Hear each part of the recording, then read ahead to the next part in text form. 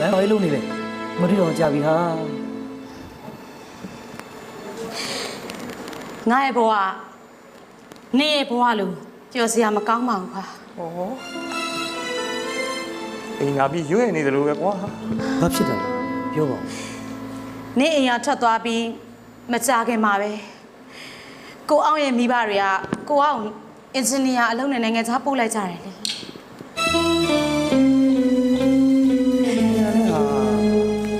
တိတ်မကြခင်မှာပဲသူ့ရဲ့စောက်လက်စာတိုက်ကြီးပြိုကျရာနေပွဲချင်းပြီးဆုံးသွားပြီတဲ့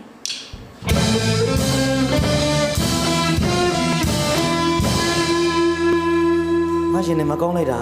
ဘီလက်မြင်မြန်အထက်များသွားတယ် ငါတငယ်ချင်းတခြားနေရာမှာအခုလိုဖြစ်တယ်ငါရှင်နေမကောင်းလိုက်တာငါဘာမှမသိရဘူးဟာငါတငယ်ချင်းနဲ့ငါပြန်မဆုံနိုင်တော့ဘူးကွာ သူ့ရဲ့မိဘတွေကလည်းအဲ့ဒီနေ့ပဲတည်င်းကြကြချင်းလိုက်သွားပြီးလမ်းမှာကားအက်ဆီဒန့်ဖြစ်ပြီးမိဘနှစ်ပါးလုံးကွယ်လွန်သွားကြတယ် ဟာတကယ်ချင်းနင်ဘဝကလည်းတကယ်ကိုအနိဋ္ဌာယုံကြီးပဲဟာကန်ဆိုးလိုက်တာငါကနင့်ကိုအစဉ်ပြေစေချင်လို့နင်ဘဝလှဖို့ပြည့်စုံဖို့အတွက်ကိုဟုတ်ငါထည့်ပေးလိုက်တာ ငါမွေးတဲ့ငါရဲ့သမီးလေးရလေ နင်မဆီရတော့ဟိုကိုမတမီးလေးမွေးတယ်အဲ့တမီးလေးကိုဘယ်ရောက်ပြီလဲဟမ်ဟေး မွေးပြီးပြီးချင်းပဲဆုံးသွားပြီတဲ့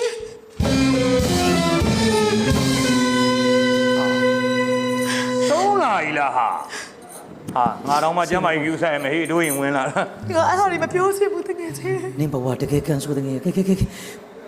ငါနဲ့ပြန်တွေ့ပြီတို့တငယ်ချင်းတွေကြောင်ကြောင်ပြန်ဖေးမလို့ရငါမှတနအင်အားမရှိပေမဲ့ငါတငယ်ချင်းတွေပေးနေစိတ်သက်ခွန်အားတွေနဲ့ငါကျမကြီးကောင်းနေနေမယ်ဟာဟိုနင်ငါ့ကိုခိုင်းရရှိရခိုင်းဟာငါဟိုအလိုကိုစားငါတကယ်ချင်းငောင်ကြီးကိုစားအောင်လို့ဟိုနင်ငါ့ဘာခိုင်းမနေမှာငါဘာကူဒီကြိုက်တာပြောငါမှ အဲ့လိုလုပ်ပေးစရာလားတကယ်ချင်းချစ်ချင်းတွေကပောက်ခဲ့ရ ငါတငယ်ချင်းတွေငါရှိရမှာပေါ့ဟာ လောလောဆယ်နေသုံးဖို့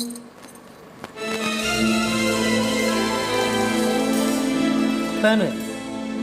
နေဟာငါ့